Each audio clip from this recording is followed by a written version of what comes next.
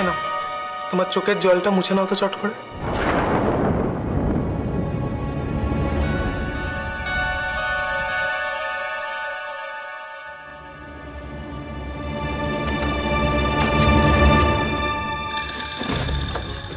যা বাবা,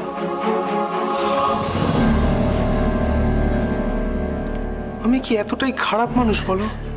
তোমার পাশে একটু বসতে এলাম, তুমি এভাবে চলে যাচ্ছ। না না, সেরম ব্যাপার নয়, আসলে আমার অনেক কাজ আছে তাই।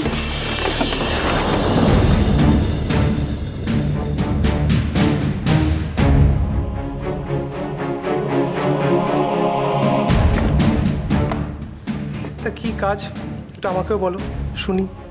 ওই মেয়ে মানুষদের কাজ, লুকিয়ে লুকিয়ে কান্নাকাটি করবে, তাই তো?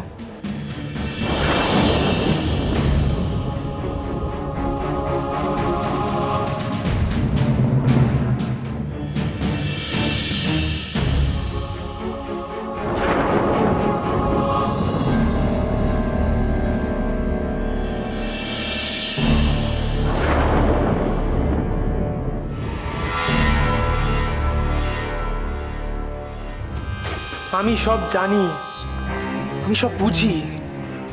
তুমি যে একজন দুর্বল কাঁদুনে মেয়ে, যাতে সেটা কেউ না বোঝে তাই লুকিয়ে লুকিয়ে কান্নাকাটি করবে, তাই তো? জানো তো লীলাবতী, আমারও প্রচণ্ড কান্না পায়, কিন্তু আমি তোমার মতো কাঁদতে পারি না। আমি কাঁদলে লোকেরা তো হাসবে, বলবে ওই দেখো যুবরাজ কান্নাকাটি করছে। আমার ছোটবেলা থেকে কোনো বন্ধু ছিল না,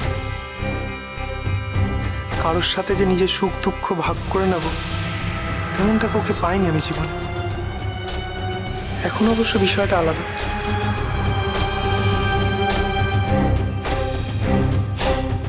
এখন তুমি আছো আমার জন্য, কি তাই তো? আর তোমার জন্য আমি।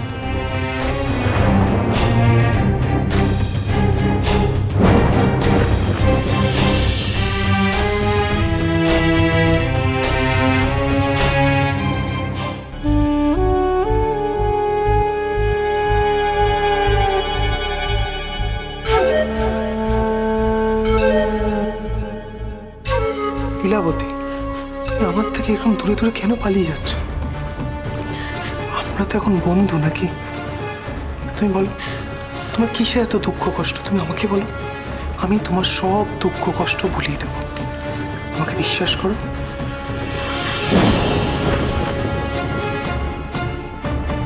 ধন্যবাদ যুবরাজ, আমার দুঃখ কষ্টর ব্যাপারে আপনাকে অত ভাবতে হবে না।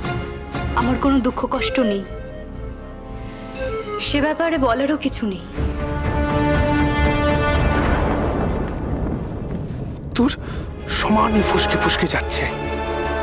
গিন্নিমা বুড়িটা আরো কি কি যেন শিখিয়ে দিয়েছিল, সেই সব মনে করে আমাকে সাবধানে এক পা করে এগোতে হবে।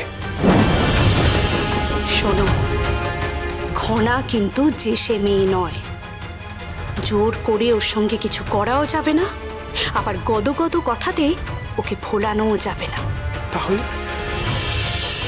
ওর মন পেতে হলে তোমাকে অন্য পথ ধরতে হবে। যা বাবা, এবার কেমন বোধ? এ তো বড় অদ্ভুত কথা। ঘনাটাও খুব অদ্ভুত মেয়েই বটে। ও রাজকন্যা হলে হবে কি, ওর মন কাঁদে ওই গরিব চাষাভুষোগুলোর জন্য। তাদের চাষের ফলন কি করে ভালোভাবে হবে, কখন কোন চাষে বেশি লাভ হবে, প্রজারা কিভাবে সুখে শান্তিতে বাস করবে, সারাক্ষণ তো এসব নিয়েই ভাবে। ওর বাবা, এসব তো আমি কিছু জানি না, বুঝিও না। বুঝতে হবে, ঘনার সামনে তোমাকে প্রমাণ করতে হবে যে তুমিও দারুণ প্রজাবৎসল যুবরাজ। ঘনার যেদিকে ঝোঁক, তোমারও ঝোঁক যে সেদিকেই, তা তো তাকে বোঝাতে হবে নাকি? তাহলেই তো তোমরা মিলবে।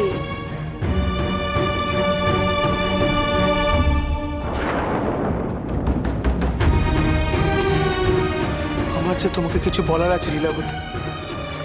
আমি শুধুমাত্র রাজকন্যার কাছে ক্ষমা চাইতে আসিনি, আমি এসেছি ঘনা মায়ের থেকে সাহায্য নিতে।